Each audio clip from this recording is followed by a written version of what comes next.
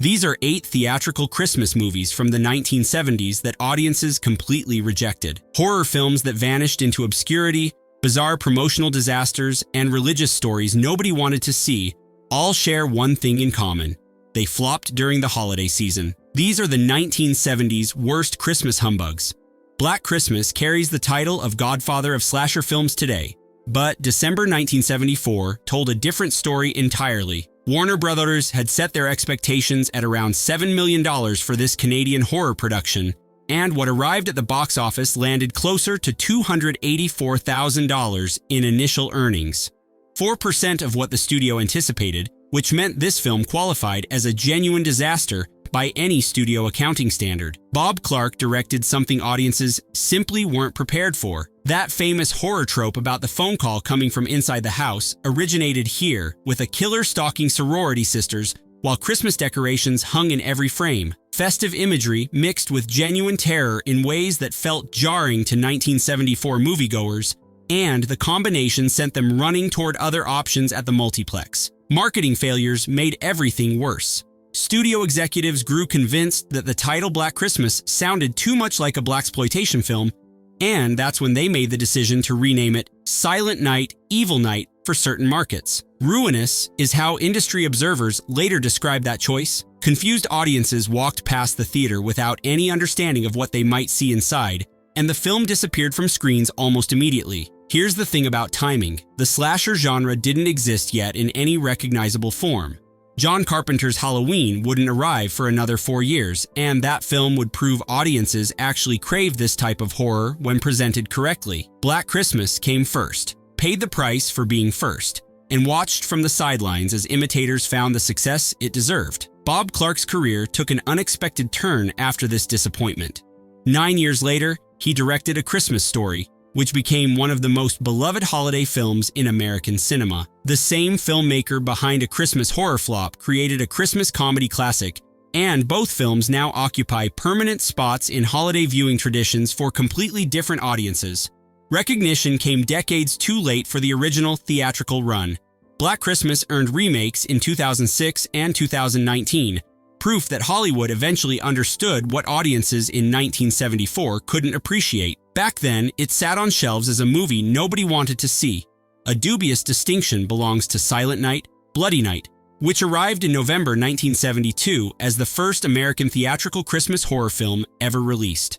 First to use holiday wordplay in its title, first to blend seasonal cheer with slasher elements, and first to be completely forgotten by audiences who never knew it existed. Budget figures landed somewhere between $212,000 and $295,000, with Cannon Films handling distribution in what can only be described as minimal fashion. Box office data for this film essentially doesn't exist because theatrical distribution barely happened.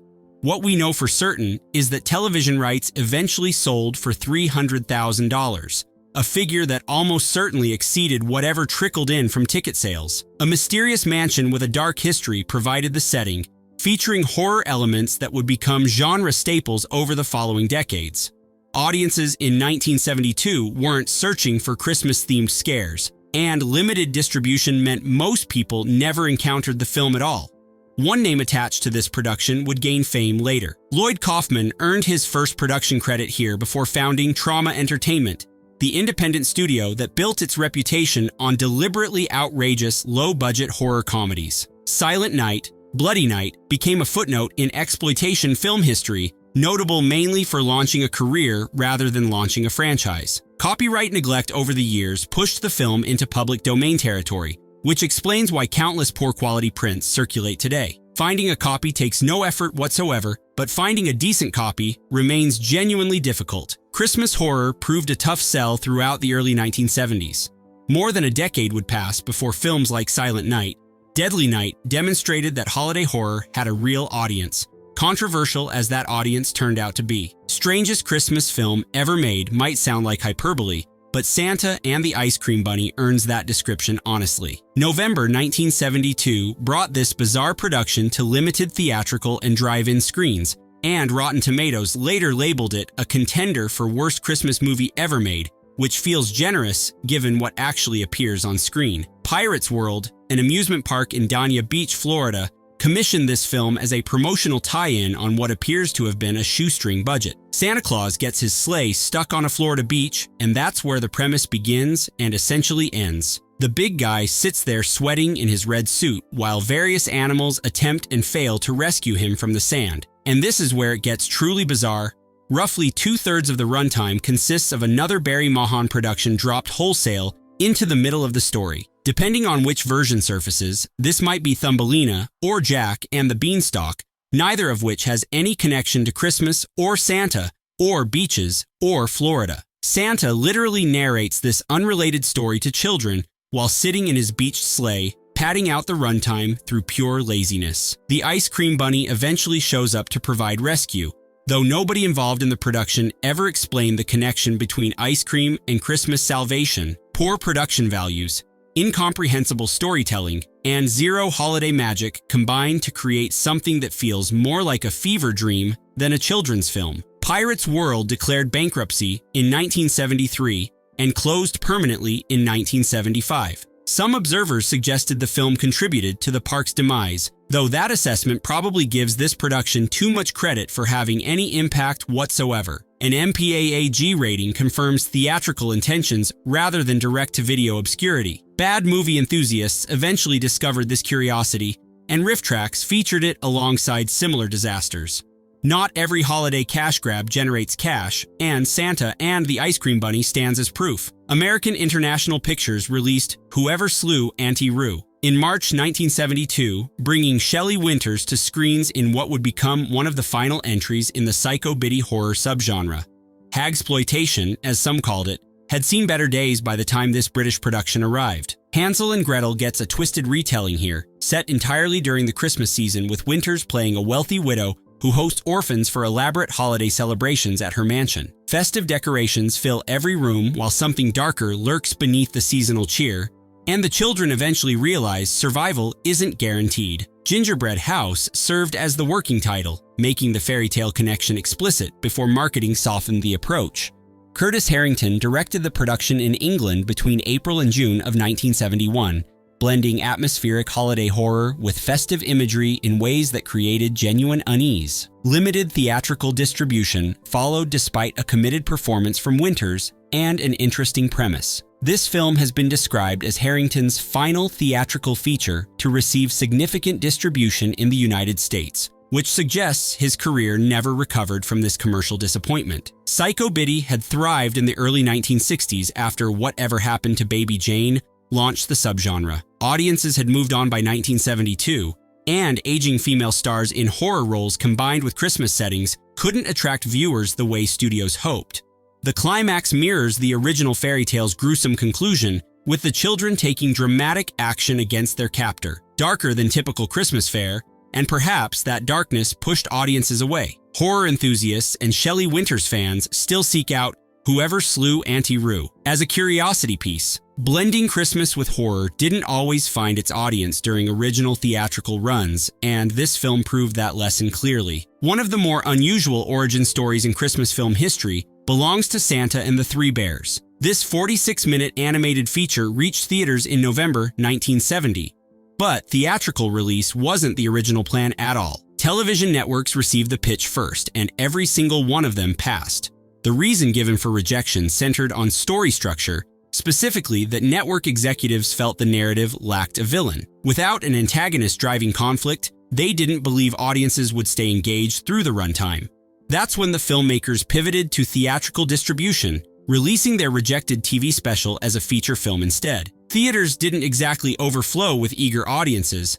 Too short to compete with proper features and too long for a short film slot, Santa and the Three Bears fell into an awkward middle ground. Animation quality couldn't match Disney or other major studio productions, which left audiences wondering why they'd paid admission prices for something that looked like television fare. Notable voice talent filled the cast regardless of the production's limitations. Hal Smith, beloved as Otis the Town Drunk on The Andy Griffith Show, provided one of the voices, while Jean Vanderpyle, famous for voicing Wilma Flintstone, contributed her talents as well. Even recognizable voices couldn't overcome the fundamental problems with length and quality. A blue ribbon at the San Francisco Film Festival suggested that some critics recognized merit in the production even when mass audiences stayed home. television syndication eventually provided the audience the filmmakers originally sought.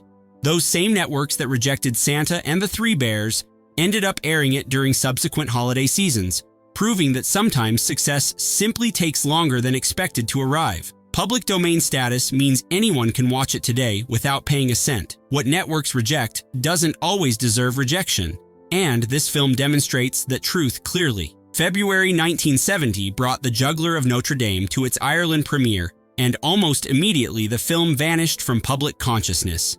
Based on a religious story by Anatole France, this low-budget production ranks among the most obscure Christmas films ever released theatrically. Barry Dennen and Walter Slezak starred in a story about a juggler whose talents bring him into contact with the Cathedral of Notre Dame during the Christmas season. Source material carried religious weight, exploring faith, humility, and unexpected forms of devotion. Box office data for this film barely exists. What little information survives describes the production as obscure and low budget, suggesting minimal theatrical distribution even during initial release. Several alternative titles circulated over the years, including Le Jongleur de Notre Dame and The Legend of the Juggler, which may have added to confusion about whether this film actually existed. Complete unavailability defines The Juggler of Notre Dame today.